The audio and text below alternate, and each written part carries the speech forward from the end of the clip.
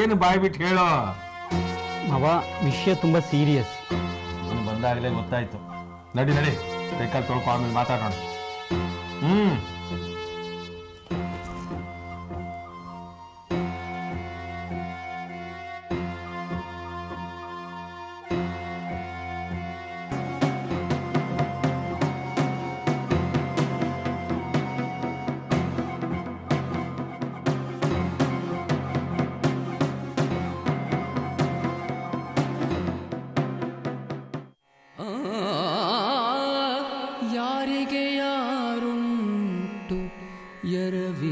ಸಂಸಾರ ಯಾರಿಗೆ ಯಾರುಂಟು ಎರವಿನ ಸಂಸಾರ. ನೀರ ಮೇಲಿನ ಗುಳ್ಳೆ ನಿಜವಲ್ಲ ಹರಿಯೇ, ನೀರ ಮೇಲಿನ ಗುಳ್ಳೆ ಸಾರಿ ಅಂಕಲ್, ನಿಜವಲ್ಲ ಹರಿಯೇ. ನೀನ್ ಯಾಕಮ್ಮ ಸಾರಿ? ಯಾರಿಗೆ ನೀವು ನನ್ನ ಮೇಲೆ ತುಂಬಾ ಬೇಜಾರು ಮಾಡ್ಕೊಂಡಿದ್ದೀರಾ ಅನ್ಸುತ್ತೆ. ಇಲ್ಲ ಕಣಮ್ಮ, ನಿನ್ನ ಮೇಲೆ ಏನೋ ಬೇಜಾರಿಲ್ಲ ನನಗೆ. ಜೀವನದಲ್ಲಿ ಮಹತ್ತರವಾದ ಏನನ್ನು ಸಾಧಿಸದೆ ಹೋದ್ರೂ ಪರವಾಗಿಲ್ಲ, ಆದ್ರೆ 4 ಜನ ಬೆಟ್ ಮಾಡಿ ತೋರಿಸುವಂತ ಕೆಲಸವನ್ನ ಮಾಡಬಾರ್ದು ಅನ್ನೋ ಆದರ್ಶದಲ್ಲಿ ಬೆಳೆದ ಊರಲ್ಲಿ ಯಾರು ಯಾವತ್ತೂ ನನ್ನ ಬಗ್ಗೆ ಈ ರೀತಿ ಮಾತಾಡಿದವರಲ್ಲ. ಆದ್ರೆ ಯಾಕೆ ಹೀಗಾಯ್ತು, ನನ್ನಿಂದ ಏನ್ ತಪ್ಪಾಯ್ತು ಅಂತ ಯೋಚನೆ ಮಾಡ್ತಾ ಇದ್ದೀನಿ ಕಣಮ್ಮ. ಆದ್ರೂ ನನ್ನಿಂದನೇ ಅಲ್ವಾ ನೀವು ಈ ರೀತಿ ಮಾತುಗಳನ್ನ ಕೇಳಬೇಕಾಗಿದ್ದು? ಇಲ್ಲಮ್ಮ, ನಾನು ಯಾವತ್ತೂ ಆ ರೀತಿ ಭಾವಿಸ್ದೋನಲ್ಲ. ಯಾರಿಂದಲೂ ನನಗೆ ತೊಂದರೆ ಬರುತ್ತೆ, ಯಾರಿಂದಲೂ ನನಗೆ ಕಷ್ಟ ಆಗತ್ತೆ ಅಂತ ನಾನು ಯಾವತ್ತೂ ಅಂದ್ಕೊಂಡೋನೇ ಅಲ್ಲ. ನನ್ನ ಜೀವನದಲ್ಲಿ ಏನೇ ಘಟಿಸಿದ್ರು ಅದು ನನ್ನ ಕರ್ಮಕ್ಕೆ ಆಗಿದ್ದು ಅಂತಲೇ ನಾನು ಅಂದ್ಕೊಳ್ಳೋದು ಕಣಮ್ಮ. ಅಂದ್ರೆ ಬೇರೆ ಯಾರೇ ನಿಮಗೆ ತೊಂದರೆ ಕೊಟ್ಟರು ಅದಕ್ಕೆ ನೀವೇ ಕಾರಣ ಅನ್ಕೊಳ್ತೀರಾ? ಹೌದು. ನೀವು ವಿಚಿತ್ರ ಅನ್ಸಲ್ವಾ? ಇರ್ಬೋದು, ಆದರೆ ನನ್ನ ಜೀವನ ನಡೆದು ಬಂದಿರೋದೇ ಹಾಗೆ. ನನ್ನ ಹೆಂಡತಿಗೆ ನಿನ್ನಿಂದ ಏನೋ ತೊಂದರೆ ಆಗತ್ತೆ ಅನ್ನೋ ಅನುಮಾನ, ಆದರೆ ನನಗೆ ಹಾಗೆ ಅನ್ನಿಸ್ತಾ ಇಲ್ಲಮ್ಮ. ನನ್ನಿಂದ ಇನ್ನಷ್ಟು ತೊಂದರೆ ಆದ್ರೆ? ಹೇಳಿದ್ನಲ್ಲ, ನನಗೆ ಹಾಗೆ ಅನ್ನಿಸ್ತಾ ಇಲ್ಲ ಅಂತ. ಅಕಸ್ಮಾತ್ ಹಾಗೆ ಆದ್ರೆ? ಬೇಡ, ನಾನೇ ನಿಮಗೆ ತೊಂದರೆ ಕೊಡಕ್ ಬಂದಿದ್ದೀನಿ ಅನ್ಕೊಳ್ಳಿ. ನಿಮ್ಮ ಮೇಲೆ ಸೇಟ್ ತೀರ್ಸ್ಕೊಳಕ್ಕೆ ಬಂದಿದ್ದೀನಿ. ನಿಮ್ಮನ್ನ ಸರ್ವನಾಶ ಮಾಡಕ್ಕೆ ಬಂದಿದ್ದೀನಿ ಅಂತಾನೆ ಹೇಳ್ತೀನಿ.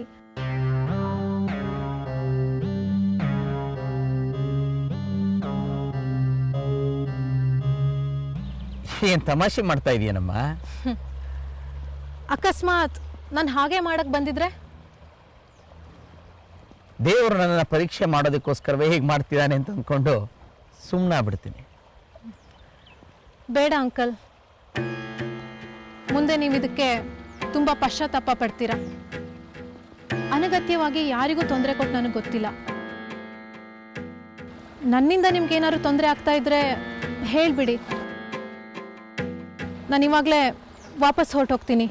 ಇಲ್ಲಮ್ಮ, ಖಂಡಿತ ನಿನ್ನನ್ನು ನಾನು ವಾಪಸ್ ಕಳಿಸೋದಿಲ್ಲ. ಅದರಲ್ಲೂ ಇಷ್ಟೆಲ್ಲ ಆದ್ಮೇಲೆ ನಾನು ನಿನ್ನನ್ನು ಮುಂದೆ ಇಟ್ಕೊಂಡು ವಾಮಾಚಾರ ಪ್ರಯೋಗ ಮಾಡ್ತಾ ಇದ್ದೀನಿ ಅಂತ ಊರ್ನವರೆಲ್ಲ ಹೇಳ್ತಾ ಇದ್ದಾರೆ. ನೋಡಮ್ಮ, ನನ್ನ ಬಗ್ಗೆ ಯಾರು ಏನೇ ಅಂದ್ರೂ ನಾನು ಸಹಿಸ್ಕೋತೀನಿ, ಆದ್ರೆ ನಿನ್ನ ಬಗ್ಗೆ ಆರೋಪ ಮಾಡಿದ್ರೆ ನನಗೆ ಅದಿಷ್ಟ ಆಗಲ್ಲ. ಇಂಥ ಸಮಯದಲ್ಲಿ ನೀನು ಇಲ್ಲಿಂದ ಹೊರಟ್ಬಿಟ್ರೆ ನಿನ್ನ ಮೇಲಿರೋ ಕಳಂಕ ಶಾಶ್ವತವಾಗಿ ಉಳಿದು ಬಿಡುತ್ತೆ. ಹಾಗಾಗೋದಕ್ಕೆ ನಾನು ಬಿಡೋದಿಲ್ಲ ಕಣಮ್ಮ. ಯಾರಿವತ್ತು ನಿನ್ನ ಮೇಲೆ ಬೆಟ್ಟು ಮಾಡಿ ತೋರಿಸ್ತಾ ಇದ್ದಾರೋ ಅವರು ಒಂದಿನ ನಿನ್ನ ಮೆಚ್ಕೋತಾರೆ. ಅಲ್ಲಿ ತನಕ ನೀನು ಇಲ್ಲಿರಲೇಬೇಕು.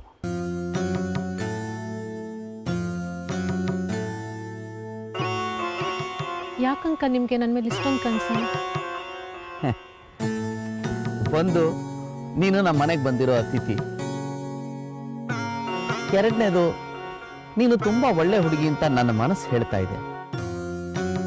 ಇನ್ನು ಮೂರನೇದು, ಯಾಕೋ ಏನೋ ಗೊತ್ತಿಲ್ಲ ಕಣಮ್ಮ, ನೀ ನನಗೆ ತುಂಬಾ ಹತ್ರದವಳು ಅನ್ನಿಸ್ತಾ ಇದೆ. ನನ್ನ ಮಗಳೇ ಏನೋ ಅನ್ನೋ ಅಷ್ಟು.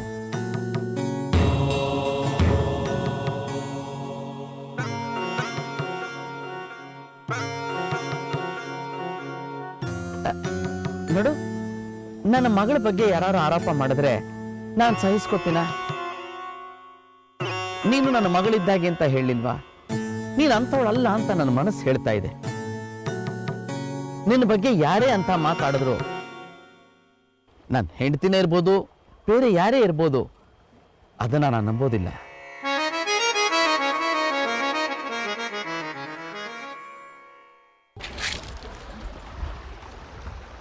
ಪುಟ, ಯಾಕೆ ಅಳ್ತಾ ಇದೀಯಾ? ಪಾಮರೆ ಸರೆ ಪಾಮರೆ ನಿಸಾ ಪಾಮರೆ ಸರೆ ಪಾಮರೆ ನಿಸಾ ರೇಮ ಪಾಮ ಪಾಮ ಪನಿ ಪನಿ ಪನಿ ರೇ ಸರೆ ಮಾರೆ ಸ ನಿಸಾ. ನನ್ನ ಬಗ್ಗೆ ಇಷ್ಟು ಪ್ರೀತಿ ಕಾಳಜಿ ಇರೋ ಮನುಷ್ಯ ನನ್ನ ತಾಯಿಗೆ ಹೇಗೆ ಮೋಸ ಮಾಡಕ್ ಸಾಧ್ಯ? ಪಾಮರೆ ಸರೆ ಪಾಮರೆ ನಿಸಾ. ಎಲ್ಲೋ ದೂರದಿ ಜಿನುಗುವ ಹನಿಗಳೇ, ಎಲ್ಲೋ ದೂರದಿ ಜಿನುಗುವ ಹನಿಗಳೇ, ಬನ್ನಿ ಬನ್ನಿ ಬಿರುಮಳೆಯಾಗಿ ಬತ್ತಿದ ಹೊಳೆ ಕೆರೆ ತುಂಬಲಿ ತುಳುಕಲಿ, ಬತ್ತಿದ ಹೊಳೆ ಕೆರೆ ತುಂಬಲಿ ತುಳುಕಲಿ, ಹೊಸ ಹಸುರೇಳಲಿ ನವುರಾಗಿ, ಹೊಸ ಹಸುರೇಳಲಿ ನವುರಾಗಿ. ಎಲ್ಲೋ ದೂರದಿ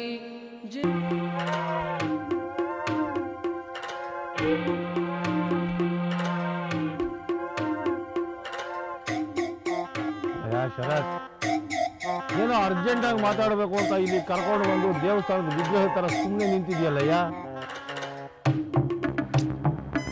ಯಾಕೋ ಮಾವ ಎಲ್ಲ ಎಡವಟ್ ಆಗ್ತಾ ಇದೆ ಅನ್ಸುತ್ತೆ.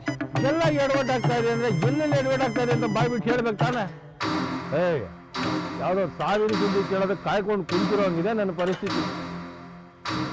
ಅಯ್ಯೋ ಹಾಗೇನಿಲ್ಲ ಮಾವ, ಅದೇ ದಿವ್ಯನ್ ವಿಷಯ. ಏನಂತೆ ಅವಳದು? ಸ್ವಲ್ಪ ವಿಚಿತ್ರವಾಗಿ ಮಾತಾಡ್ಲಿಕ್ಕೆ ಶುರು ಮಾಡಿದಾಳೆ. ಓ, ಒಂದು ಸಲ ಕರ್ಕೊಂಡು ಬಾ. ಬಾನದು ದೇವರ ಕೈಲಿ 4 ಏಟ್ ಹಾಕ್ಸಿದ್ರೆ ಎಲ್ಲ ಸರಿ ಹೋಗುತ್ತೆ. ಅಯ್ಯೋ ಮಾವ, ಆ ರೀತಿ ವಿಚಿತ್ರ ಅಲ್ಲ. ನಮ್ಮ ಮಾತಿಗೆ ಎದುರು ಮಾತಾಡ್ಲಿಕ್ಕೆ ಶುರು ಮಾಡಿದಾಳೆ. ಎದುರು ಮಾತು ಏನು? ಮೊದಲು ಈ ಮನೆಯಿಂದ ಮಾತ್ರ ನನ್ನ ಕಳಿಸ್ಬೇಡಿ, ಈ ಮನೆ ಯಾವುದೇ ಮೂಲೆಯಲ್ಲಿ ಬೇಕಾದರೂ ಬಿದ್ದಿರ್ತೀನಿ ಅಂತ ಹೇಳ್ತಾ ಇದ್ದೋಳು ಈಗ ಇಕ್ಕಿದ್ದಾಗೆ ಬದಲಾಗಿದ್ದಾಳೆ. ಅದು ಮೊನ್ನೆ ಇಲ್ಲಿಗೆ ಬಂದು ಹೋದ್ಮೇಲೆ. ಮುಂದೆ ಏನಾದರೂ ಜೋರಾಗಿ ಮಾತಾಡಿದ್ರೆ ನಾನು ಈ ಮನೆ ಸೊಸೆ ಅನ್ಲಿಕ್ಕೆ ಶುರು ಮಾಡಿದ್ದಾಳೆ. ಮೊದಲು ನಾನು ಹಾಕಿದ ತಾಳದ ತಕ್ಕನ ಕುಣಿತಾ ಇದ್ಲು. ಆದರೆ ಈಗ ಅವಳು ಮಾತಿನ ದಾಟಿ ನೋಡಿದ್ರೆ. ಏನು ದಾಟಿ? ಏನು ಮಾಡ್ತಾಳಂತೆ? ಏನೇ ಮಾಡುದು ಈ ಮನೆಯಲ್ಲೇ ಬಿದ್ದಿರ್ಬೇಕು ಅಂತ ದಬಾಯಿಸಿ ಹದ್ದು ಬಸ್ನಲ್ಲಿ ಇಟ್ಕೊಳ್ಳೋದು ಬಿಟ್ಟು ಅದನ್ನ ಹೇಳಕ್ ಇಲ್ಲಿವರೆಗೂ ಬಂದಿದ್ಯಾ? ನಾನು ನಿಭಾಯಿಸೋಷ್ಟು ಸಿಂಪಲ್ ಆಗಿಲ್ಲ ಮಾವ ವಿಷಯ.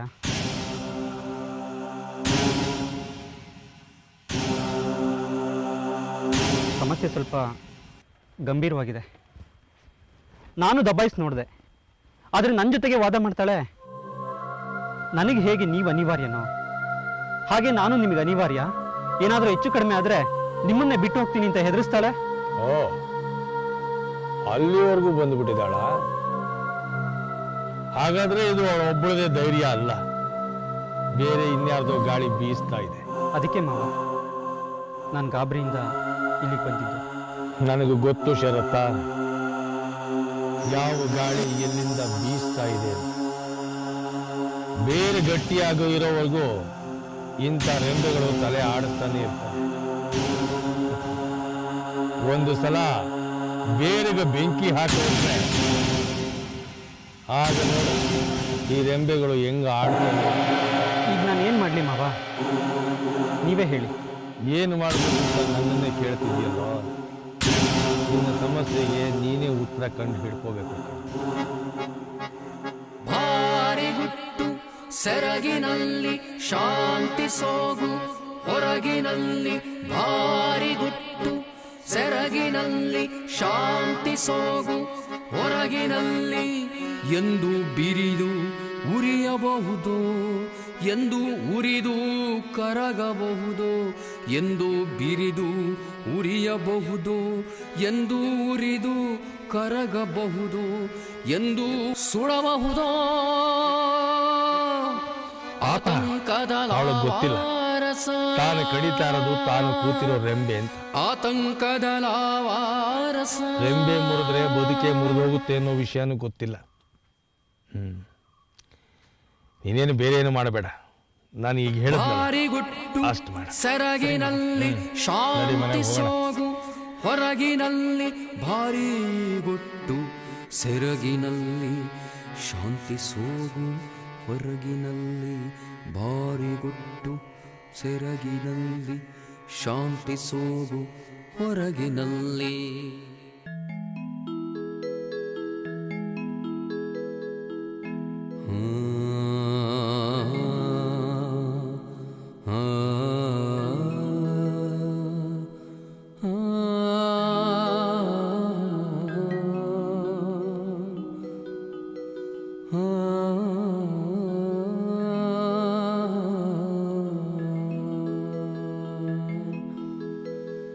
ಮೂಡಲ ಮನೆಯ ಮುತ್ತಿನ ನೀರಿನ ಎರಕಾವ ಹೊಯ್ದ ನುಣ್ಣನೆ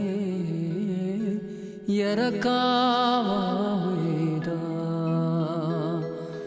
ಮೂಡಲ ಮನೆಯ ಮುತ್ತಿನ ನೀರಿನ ಎರಕಾವ ಹೊಯ್ದ ನುಣ್ಣನೆ ಎರಕಾವ ಹೊಯ್ದ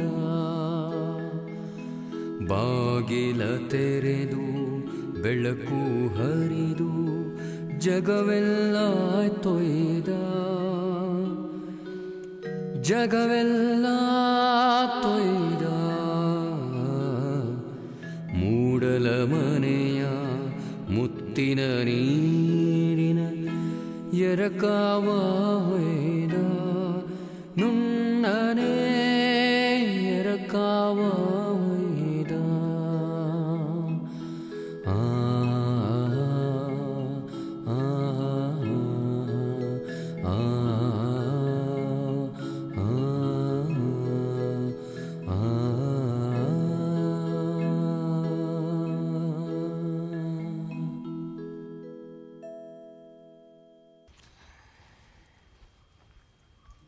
ಮಾವಯ್ಯ, ತೋಟದ ಬೇಲಿ ರಿಪೇರಿ ಮಾಡಿಸಿದ್ರಾ? ಮಾಡಿಸಿದ್ನಮ್ಮ. ನೀನು ಹೋಗಿ ನೋಡ್ಲಿಲ್ವಾ? ನೋಡ್ತೀನಿ. ನೀವು ನಿಮ್ಮ ಕೆಲಸ ಮುಗಿಸಿದ್ರೋ ಇಲ್ಲ ಅಂತ ಟೆಸ್ಟ್ ಮಾಡಕ್ ಕೇಳಿದೆ.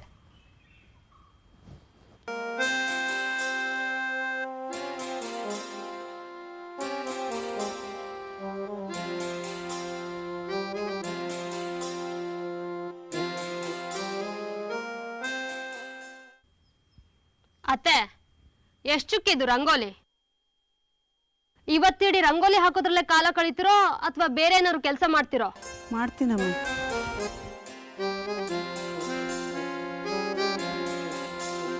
ರೀ, ನಂಗೆ ಮುಂದಿನ ತಿಂಗಳ ಖರ್ಚಿಗೆ ದುಡ್ಡು ಯಾವಾಗ ಕೊಡ್ತೀರಾ? ಮನೆ ದಿನಸಿ ಸಾಮಾನು ಬೇರೆ ಮುಗಿತಾ ಬಂದಿದೆ. ಮುಂದಿನ ವಾರ ಕೊಡ್ತೀನಿ. ಈ ಬಾರಿ ಪೌರೋಹಿತ್ಯನೂ ಸ್ವಲ್ಪ ಕಡಿಮೆ. ಮನೆ ಯಜಮಾನ್ತಿ ಸ್ವಲ್ಪ ಸುಧಾರಿಸ್ಕೋಬೇಕು. ಏನ್ ಸುಧಾರಣೆ ಮಾಡ್ಕೊಳ್ಳೋದು? ನೀವು ಊಟಕ್ಕೆ ಸುಧಾರಣೆ ಮಾಡ್ಕೊಳ್ತೀರಾ? ಒಬ್ಬೊಬ್ರು ಡಬಲ್ ಸೆಂಚುರಿ ಹೊಡಿತೀರಾ? ಸಿಕ್ಸರು ಫೋರೇ. ದುಡಿಯೋದು ಹೊಟ್ಟೆ ತುಂಬಿಸ್ಕೊಳ್ಳಕ್ಕೆ ತಾನೆ. ಬರೀ ಹೊಟ್ಟೆ ತುಂಬಿಸ್ಕೊಂಡ್ರೆ ಗ್ಯಾಸ್ಟ್ರಿಕ್ ಬಿಟ್ಟು ಬೇರೆ ಏನೂ ಆಗಲ್ಲ. ಸರಿ, ಅಮ್ಮನವ್ರ ಆಜ್ಞೆ. ಬೇಗ ದುಡ್ಡು ಹೊಂದಿಸ್ತೀನಿ. ಸರಿ ಸರಿ. ನೋಡಿ, ಮನೆ ಸರಿಯಾಗಿ ನಡಿಬೇಕಂದ್ರೆ ನಿಮ್ ಸಂಪಾದನೆ, ನನ್ನ ನಿರ್ವಹಣೆ, ಅತ್ತೆ ಮಾವನ್ ಶ್ರಮ ಮೂರೂ ಸರಿ ಇರ್ಬೇಕು.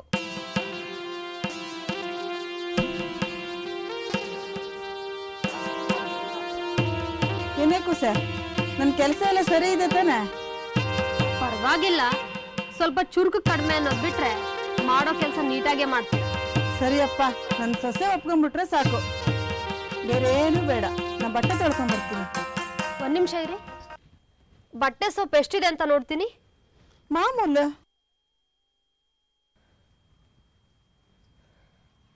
ಇಷ್ಟು ಬಟ್ಟೆಗೆ ಅರ್ಧ ಬಾರ್ ಸೋಪಾ? ಇಷ್ಟೊಂದು ಬಟ್ಟೆ ತೊಳಿಬೇಕು, ಅಷ್ಟು ಸೋಪ್ ಬೇಡವಾ? ನೀವು ಬಟ್ಟೆ ತೊಳೆಕ್ ಹೋಗ್ತಿಲ್ಲ, ಇಡೀ ಮನೆ ತೊಳಿತಾ ಇದ್ದೀರಾ.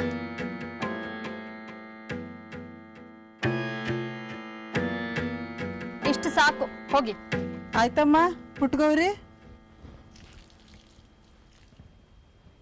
ಅದು ಯಾಕೆ ಒಂದು ಸೋಪಿನ ವಿಚಾರಕ್ಕೆ ಜಗಳ ತೆಗಿತೀಯಾ?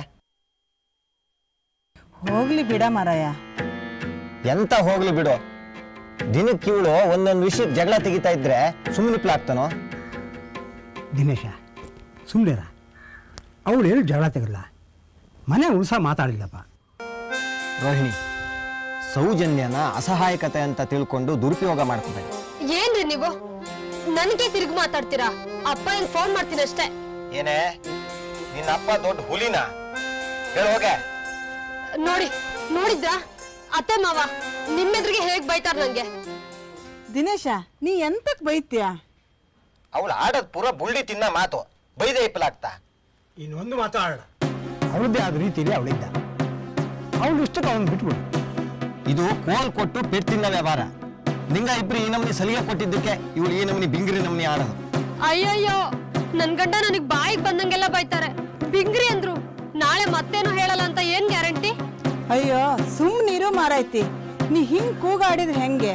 ಅತ್ತೆ ಮಾವ ನೀವು ನಂಗ್ ಬಯಕ್ ಶುರು ಮಾಡಿದ್ರ, ಇನ್ಯಾರ್ ನಂಗ್ ದಿಕ್ಕು? ಹೋಯ್ತು, ಅಯ್ಯಯ್ಯೋ ನನ್ ಮರ್ಯಾದೆ ಎಲ್ಲ ಹೋಯ್ತು. ಅಯ್ಯಯ್ಯೋ ನನ್ ಮರ್ಯಾದೆ ಎಲ್ಲ ಹೋಯ್ತು. ಯಾರದು? ಅದೆಲ್ಲೋ ಹೆಣ್ಣಿನ ಆರ್ತನಾದ ಧ್ವನಿ. ನಮ್ಮ ಈ ರಾಜ್ಯದಲ್ಲಿ ಯಾರಿಗೆ ಸಂಕಷ್ಟ ಬಂದೊದಗಿದೆ? ವಿಳಂಬ ಮಾಡುವುದು ಸರಿಯಲ್ಲ, ತ್ವರಿತಗತಿಯಲ್ಲಿ ಧಾವಿಸುತ್ತೇನೆ. ತೊಯ್ತ ತೊಯ್ತ ತೊಯ್ತ ತೊಯ್ತ ತೊಯ್ತ ತೊಯ್ತ ತೊಯ್ತ. ಎಂತಾಯ್ತು ರೋಹಿಣಿ ಹಿಂಗ್ ಕೂಗ್ತಿ? ಓಯ್ ಕೋತಿ ಮುಗದ್ ಮೊದ್ಲೇಗಾರ ಏನು? ನಿಂಗೆ ಮೊದ್ಲೇಗಾರ ಅಂತ ದೊಡ್ಡ ಹೆಸರು ಬೇರೆ ಕೇಳು. ಒಂದ್ ತಾಳನಾದ್ರೂ ಬಾರ್ಸಕ್ ಬರುತ್ತಾ? ನನ್ ಗಂಡನ್ ದುಡ್ಡಲ್ಲಿ ಇಸ್ಬಿಟ್ಟಾಡೋ ಭಂಡ ನೀನ್ ಯಾಕೋ ಬಂದೆಲಿಗೆ? ರೋಹಿಣಿ ಎಂತಾಯ್ತೆ? ಮೈ ಮೇಲೆ ಅಂತಾರೆ ಒಂದಿತ್ತೆ ಹೆಂಗೆ? ನಂಗೆ ಮೈಮೇಲ್ ಬಂದಿದೆ ಅಂತೀಯ? ಮುಟ್ಟಾಳ್ ಮೊದ್ಲೇಗಾರ, ಅರ್ಧ ಲೋಟ ಕಾಫಿಗೆ ಹಲ್ಗಿಂಜ ಹಪ್ ನನ್ ಮಗ ನೀನು. ಥೂ ನಿನ್ನ. ಆಚಾರವಿಲ್ಲದ ನಾಲಿಗೆ ನಿನ್ನ ನೀಚ ಬುದ್ಧಿಯ ಬಿಡು ನಾಲಿಗೆ. ವಿಚಾರವಿಲ್ಲದೆ ಪರರ ದೋಷಿಪುವುದಕ್ಕೆ, ವಿಚಾರವಿಲ್ಲದೆ ಪರರ ದೋಷಿಪುವುದಕ್ಕೆ ಚಾಚಿಕೊಂಡಿರುವಂಥ ನಾಲಿಗೆ. ಆಚಾರವಿಲ್ಲದ ನಾಲಿಗೆ ನಿನ್ನ ನೀಚ ಬುದ್ಧಿಯ ಬಿಡು ನಾಲಿಗೆ.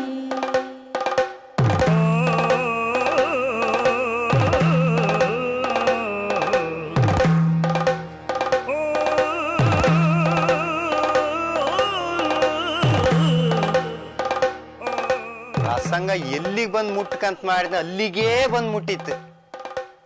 ಆದ್ರೆ ಈ ಹೆಣ್ಣಿಂದ ಒಂಚೂರು ಹೆಚ್ಚಾಯ್ತಲ್ಲ, ಇದಕ್ಕೊಂದು ಪ್ರಸಂಗ ಕಟ್ಕ. ಆಟದೊಂಜಿ ಆಟ, ಆಟದೊಳಗೊಂದು ಆಟ. ಒಳಿತು ಎಲ್ಲಿರಲಿ ಅಲ್ಲಿ ತೆರಳಿ, ಕೊಳಕು ಕುಯುಕ್ತಿಯ ಖಳನಾಯಕ.